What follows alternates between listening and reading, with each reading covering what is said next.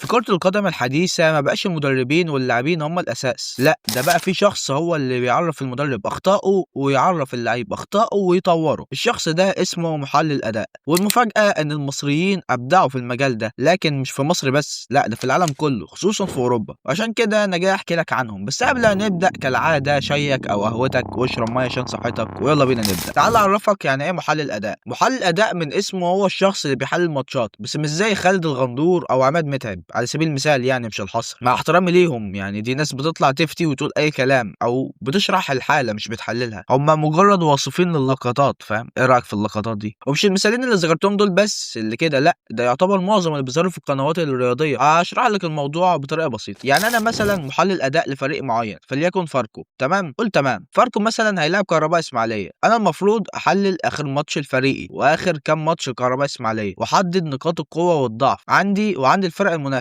واجهز تقرير للمدرب. التقرير ده فيه فيديوهات واحصائيات. الموضوع ببساطه انا عين المدرب، بس بسهل الموضوع عليه بحيث انه يحل المشكله على طول او يحط خطته وما يضيعش وقت في تحليل بقى فرجته على الماتشات او كده. وده شرح مبسط جدا جدا. يعني تعال ابدا احكي لك عن ابرز محللين الاداء المصريين. كابتن حسن البلتاجي، اللي قال انه من بدايه حياته وهو عنده شغف بالكوره، والشغف تطور لدرجه انه حب يشتغل في مجال الكوره، مش مجرد شخص شغوف باللعبه، لا. وبدا الامر يتطور معاه بحيث انه عمل قناه على اليوتيوب وبدا يحلل ماتشات. وفي 2016 جاله فرصه انه يسافر المانيا عشان يشتغل في الكوره، وهو هناك جاله فرصه انه يشتغل مساعد مدرب لنادي هواه في الدرجه التاسعه في برلين، وهو وافق لسببين. اول سبب عشان هو ما بيعرفش يتكلم الماني، وعشان المدرب واللعيبه بيتكلموا انجليزي. دول السببين يعني. ومن هنا بدات مسيرته. وفي اخر 2017 انتقل لنادي كارل في الدرجه الثالثه، وده نادي له تاريخ كبير، يعني وصل نهائي اليوروبا ليج. ووقتها اشتغل بشكل مباشر مع المدير الرياضي للنادي لحد ما بقى رئيس قسم ومدرب تحت 23 سنه، وخد الرخصه بيه. لكنه قال انه اي حد في المانيا يقدر ياخد الرخصه بيه، عشان كده انا بحبه لانه مش مفخمه في حق نفسه، فاهم؟ وهتعرف قصدي بعدين. وفضل كابتن حسن يطور من نفسه. في 2019 قدم على شهاده الماجستير في تحليل المباريات في الجامعه الرياضيه في كولن. بعدها جاله عرض من باريس سان جيرمان عشان يدرب فريق تحت 15 سنه. هتقول لي يا مهدي معلش، يعني ايه المدهش في انه يدرب فريق تحت 15 سنه؟ اقول لك الكلام ده لو في مصر، انما في اوروبا اهم سن بيهتموا بيه اللاعبين الاشبال والبراعم، ما ينفعش اي حد يشتغل في السن ده. المهم نرجع تاني. حسن كان حظه وحش لان ده موسم كورونا، لحد ما جاله فرصه حلوه ان رئيس او اكبر محلل في المانيا قال له قدم، لان منتخب المانيا كان محتاج محللين اداء. ومن وسط 1000 واحد قدموا، حسن و60 واحد بس هم اللي نجحوا في الاختبارات. لكن كابتن حسن كان حلمه من البدايه انه يدرب، فعشان كده بعد سنتين مع المانيا اشتغل فيها مع المنتخب في كاس العالم والاولمبياد وبطوله يورو تحت 20 سنه اللي توج بيها عامه المنتخب الالماني. انتقل انه يشتغل مدرب مساعد مع تي بي برلين لمده 6 شهور. وبعدين في موسم 2024 2025 اشتغل كمساعد مدرب مع بي اي كي اللي كان بيدربهم قبل ناشئين باريس سان جيرمان، لحد ما بقى مدرب لنفس الفريق وفريق تحت 19 سنه. احسن حاجه في كابتن حسن انه مش بيفخمها في حق نفسه زي ما ذكرت قبل كده. يعني قال لك انا في 60 واحد زي في مصر، وقال كلام عجبني واتمنى نمشي بيه في مصر، ان الكوره في المانيا عشان هو اشتغل فيها مش بتمشي بالاسم. مش معنى انك كنت لاعب جامد انك تبقى مدرب جامد. يعني في المانيا عشان تدرب لازم يكون في حد ادى للمعرفه، وفي مدربين ما كانوش لاعبين جامدين او سوبر، يعني زي هانز فليك اللي بدا تدريب في الدرجه السادسه واشتغل مع هوفنهايم لما كانوا في الدرجه الثالثه وصعد بيهم للدرجه الثانيه، واشتغل مساعد مدرب لمنتخب المانيا لحد ما بقى هانز فليك اللي نعرفه حاليا. او في اصلا مدربين ما لعبوش كوره اصلا زي ناجلزمان اللي كان في ناشئين البايرن واتصاب واعتزل وهو عنده 20 سنه. وحاليا كابتن حسن هو معاه الرخصه يويفا. ايه كابتن حسن البلتاجي بجد من اسلك الناس اللي شفتها في حياتي، وهتعرف ليه بعدين. ننتقل لانجلترا. كابتن احمد جمال، واللي بيحكي ان مسيرته بدات في 2020 لما كان بيدرس هندسه، لكن بسبب الكورونا كل حاجه وقفت زي اغلبنا يعني، فعشان كده حب يطور ويسلي نفسه بكورسات في انديه ومؤسسات مختلفه زي مثلا برشلونه، لحد ما قابل كابتن حسن البلتاجي. كابتن حسن البلتاجي ساعتها كان شغال في المانيا، وكابتن احمد جمال ساعد الكابتن حسن في مشروع تخرجه، وبعدها اشتغل معاه في شركته الخاصه كمدير قسم تحليل الاداء.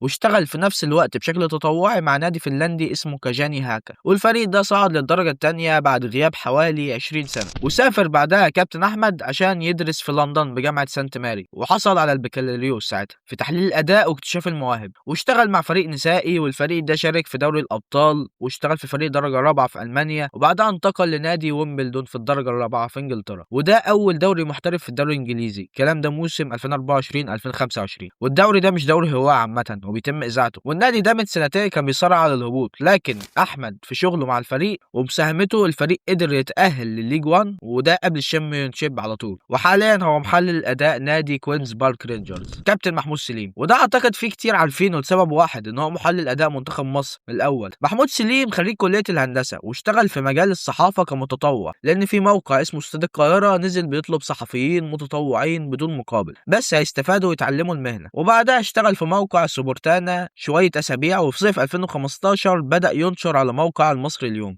ومنه انتقل لموقع في الجول، واول شيء نشره كان تحليل ماتش المنتخب نيجيريا في التصفيات المؤهله لامم افريقيا 2017. ومع مرور الوقت في استاذ عجبه طريقه كلامه وتحليله نصحه انه ياخد دورات تدريبيه، وفي 2017 انضم لاول دوره تدريبيه في نقابه المهن الرياضيه، وبعدها حصل على دبلومه تربيه رياضيه وخد كمان الرخصه سي من الكاف. وبعدها اشتغل في اكاديميه فوكسز اللي تبع الكابتن حازم امام، واكاديميه فيم اللي تبع الكابتن وائل جمعه. وبعدها لقى تويته للكابتن ميدو منزل تويته انه بيحاول يعمل نظام مختلف في وادي دجله، نظام تدريبي بقى وجهاز فني مختلف. فكابتن محمود بعت له انه مدرب صغير ولسه بيبدا حياته، وفعلا كابتن ميدو رد عليه وبعت له رقمه وخلاه يعيش فتره معايشه مع نادي وادي دجله. وبعد المعايشه دي ميدو دعاه انه يطلع في حلقه في اون سبورت منها تحليل افضل 5 انديه في الدوري المصري، وبعد كده انتقل انه يشتغل كمحلل اداء لنادي بينا الالماني بعد ترشيحه من الكابتن حسن البلتاجي. واثناء ما كان كابتن محمد فضل كان رئيس لجنه التعاقدات في النادي الاهلي، ضمه للجنه تحت اشراف كابتن حسام غالي، وكان شغال على التعاقدات، وكان اتعرف على الكابتن محمود فايز وبعت له تحليل عن منتخب الكونغو وعجبه جدا ودعاه انه يتفرج على تدريبات المنتخب وطرقه في التحليل. وفي 2019 ميدو اثناء ما كان مدير فني لنادي الوحده السعودي ضموا معاه في جهازه الفني، وكانوا مقدمين نتائج كويسه عامه، يعني قدروا يكسبوا الاهلي السعودي. لكن ميدو كان اتخانق مع حد من الجمهور على تويتر، فاداره نادي الوحده قررت رحيله، لكن كابتن محمود كمل حتى بعد ما ميدو مشى، وميدو اللي قال له كمل لان الناس هنا عايزاك في النادي. ولما جه المدرب الاوروجواني دانيال كارينيو اللي كان اشتغل مع كابتن محمود فايز قبل كده، فكابتن محمود كلمه وعرف طريقته وازاي يقدر يتكلموا مع بعض وكده، وقدروا يحققوا مع بعض المركز الرابع ويتأهلوا لدوري ابطال اسيا لاول مره في تاريخهم. واثناء قياده موسيماني للاهلي اتعرض محمود على الاهلي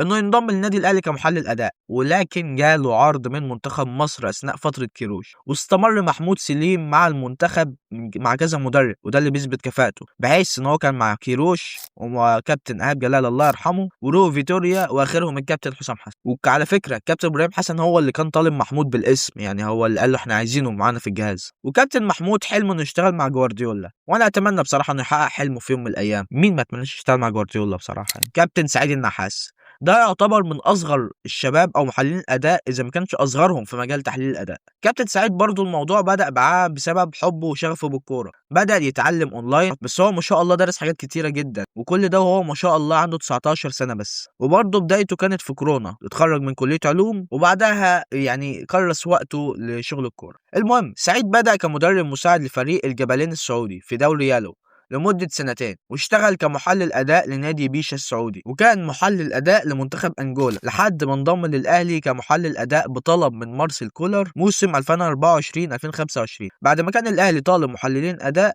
وسعيد كان مقدم السي في بتاعه. وبالفعل بعد ماتش بيراميدز كابتن سعيد ينضم للجهاز الفني للنادي الأهلي كمحلل أداء، لكن بعد رحيل كولر وعماد النحاس جه محمد يوسف استغنى عن خدمات سعيد وجاب مكانه واحد صاحبه، وحاليا هو محلل أداء نادي مولودية الجزائر مع المدرب المشهور طبعا موكوينا، واللي بالمناسبة هم أول الدوري حاليا بفرق 9 نقاط عن أقرب منافسين ليهم وأقل ماتشات منهم. Of course I'm fucking sad man. أنا حزين تراني.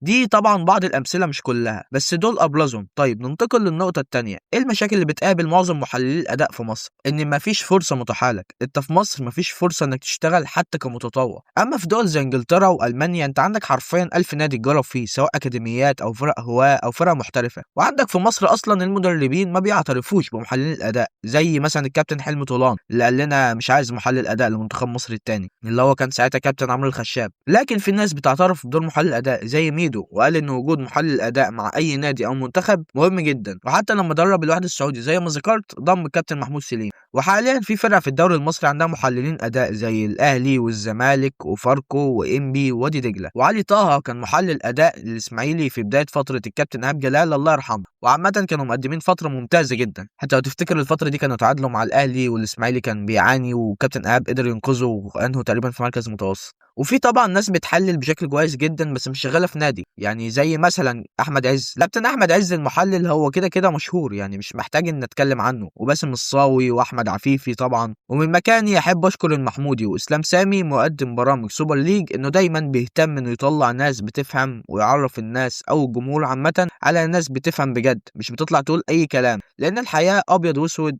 ورمادي، ما ينفعش على طول يبقى محتوانا هزار وبس. يعني عايزين نفيد الجمهور ونحط عليهم سبوت، فاهم؟ ناس بتعمل انجازات فعلا وبتقول كلام مفيد للناس وبتزود معلومات. ايه المهارات المفروض تبقى عندي عشان ابقى محلل اداء؟ المهارات كالاتي: تكون عندك فهم ودرايه كامله بامور التكتيك والكوره، يعني التكتيك زي خطه مثلا 4-3-3، ادوار اللعيبه فيها زي مثلا الفولس 9 والفول باك، والتحولات سواء الدفاعيه او الهجوميه زي مثلا ليفربول وقوته في الضغط العالي، او مانشستر سيتي وفن البناء من الخلف. وفي مثال معانا الفريق المصري وهو وادي دجله، اتفرج عليه هتلاقيه بيطلع من الخلف دايما، نادرا لما بيستعين بالكرات الطوليه. وفي برامج لازم تتعلمها زي هودل سبورت كود او دبليو واي سكاوت او انستات، ولازم تفهم في الاحصائيات مش اي كلام وخلاص، يعني فاهم؟ يعني مش زي كابتن محمد علي يعني. مثلا الاكس جي او الاهداف المتوقعه، نسبه الاستحواذ، التمريرات المتقدمه، مش اي باص وخلاص. ودي لها مواقع زي سوفا سكور او اف بريف. ولازم يكون عندك مهارات في استخدام برنامج زي اكسل وباوربوينت، ولازم يكون عندك ميزه توصيل المعلومه صح بالطريقه الصح، وتبدا بماتشات محليه زي مثلا فاركو او زد. انا ما رضيتش اقول فرق جماهيريه عشان ما عنديش حمل كومنتات اليوتيوب. ولازم تعمل بورتفوليو قوي، يعني حلل 5 10 15 ماتش، او تحلل لعيب بشكل كامل وترفعه على اليوتيوب او لينكد ان، وحاول تدور على انديه سواء محليه او بره. وممكن مثلا تقدم على شهاده زي البي اس اف اي او بارسا انوفيتيشن هوب. في النهايه حابب اشكر صديقي سلطان على المشاركه في اعداد الحلقه، تنسوش تعملوا له سبسكرايب وبس. اتمنى اكون فدتكم بحاجه، واتمنى انتم كمان تفيدوني وتعملوا لي سبسكرايب ولايك، فولو على الانستجرام واد على الفيس، وشير لو حابب. ويا رب دايما تكونوا بخير، والسلام عليكم. نبهكم حاجة مهمة جدا، هيحاولوا يستفزوكوا عشان هما كده عارفين ان هما بيلعبوا بره ارضهم، فهيحاولوا يموتوا الماتش. كل دول شمال اسيا كده عشان في الاخر يوصلوا للبلمبات، مش هيسكت توصلوهم للبلمبات. بلمبات ايه؟ اقعد يخرب بيتك بتقول اي كلام. صدقني الجون بتاعهم جامد، لا هتقول لي حضري ولا ابو تريكه.